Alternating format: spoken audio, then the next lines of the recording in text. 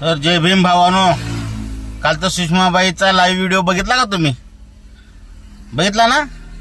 अरे तुम्हीच ना ते जात पात न बघता या लोकांना मोठं करणारे, ते बाबासाहेबाची औलादी. बाबासाहेबांना कोणाची जात पात न बघता सर्वांना समान मानलं आणि ज्या वेळेस यांना पंख फुटले त्यावेळेस ही लोक बाबासाहेबाला बेमान झाले. आणि ही बाई खरं तर ह्या गोष्टीमध्ये कुणाची नाखुशाची गरज नाही, तरी पण ह्या बाईला थंड बसलो नाही. बाबासाहेबाच्या लेकरावाने 1-1 रुपया 2-2 रुपया पट्टी गोळा करून ह्या बाईला स्टेज दिला आणि ही बाई आज बाबासाहेबाच्या लेकरावर बोलायला लागली.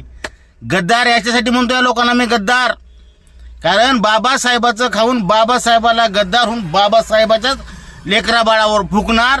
ह्याच्या पुढे ध्यानात ठेवा, एकाही बौद्ध सोडून एकाही किती भीती भारी असू द्या त्या भडखाऊला स्टेजवर बोलवू नका. अरे माझ्यासारखे आहेत की येडवाकडे बोलतील, आडवं तोडं मोडकं तोडकं बोलतील समाजाला. आमच्यासारख्याला सांगा, आम्ही आहोत ना. कशाला लोकांचे बोकांडी बसून घेतात पुन्हा बोंबा मारता.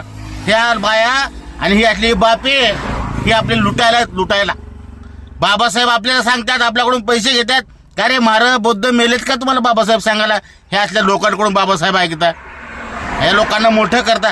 कोण कुत्र ओळखत होता काय बाईला? आज ही बाई बाबासाहेबाच्या लेकरांच्या विरोधामध्ये बोलते. म्हणून सांगतोय, विचार करा. याच्या पुढून 1 रुपया ह्या असल्या हरामखोर लोकांना दिल्यापेक्षा आपल्या समाजातल्याच माणसाला घडवा, महाराष्ट्रीच लोक वक्ते म्हणून बोलवा. जयंतीला असेल कधी असेल, कोण किती मोठे कवी असतील, काही बाबासाहेबाचं नाव घेतल्यावर आपण त्यांना भाव देतो आणि ही मोठे झाले की बाबासाहेबाला पुन्हा भाव देत नाहीत.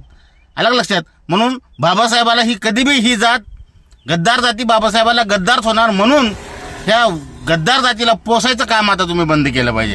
ह्यांना नको आहेत बाबासाहेब, ह्यांना बाबासाहेबाच्या कार्यकर्त्याकडून बाबासाहेबाच्या लेकराकडून यांना पैसा पाहिजे, फक्त पैसा. पैशासाठी हे आपल्याला बाबासाहेब सांगतात, पण यांच्या डोक्यात वेगळंच असतंय. आणि हे खरे मनवादी हे लोक आहेत.